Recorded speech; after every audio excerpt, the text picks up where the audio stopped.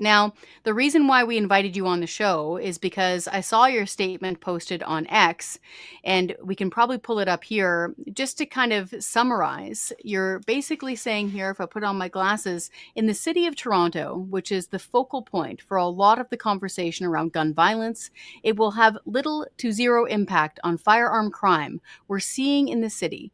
It is a small number of gangs or organized crime members involved in firearm violence in the city, and it is not legal gun owners. Now, of course, you're referencing there the so called buyback program that is being rolled out by the federal government. As a law abiding firearms owner, I would describe it more as a confiscation rollout, Mhm. but for argument's sake, let's call it the buyback.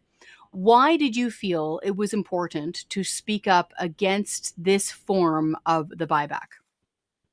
Yeah, I mean, since I've taken this role, and you mentioned, I'm so fortunate I get to represent about 8,600 members. They're police officers, special constables, dispatchers, our IT people, all across the great men and women that keep Toronto safe each and every day. And the firearm issue in the city of Toronto is really the focal point when it comes across all of Canada. And so it's important to talk about the things that actually work and the things that don't work. And what we find in the city of Toronto is that last year, our great men and women seized about 700 illegal guns in the city. About 90% of those were sourced to the United States illegally from the United States. The other 10% were probably from the US, but very difficult to source everything if you're a gun owner, serial numbers scratched off, things of that sort.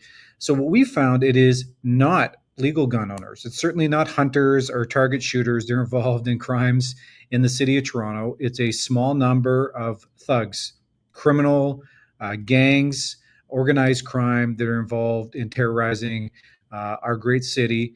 And really, we thought that that's a waste of resources to spend that amount of money on this gun buyback program. And we can think of many ways it could be spent that would actually keep the city of Toronto safe. You know, as a firearms owner, and I've got law enforcement in my family, I'm just trying to picture what that would look like. Trying to get Toronto police or any other police team trying to confiscate the otherwise legal property of law-abiding gun owners, just, the man hours or the people hours involved in this of, would you have to go door to door? It'd be tough, right? I mean, these are a lot of the times they're unrestricted firearms, so we don't know where they are, and really just a waste of resources, in my opinion.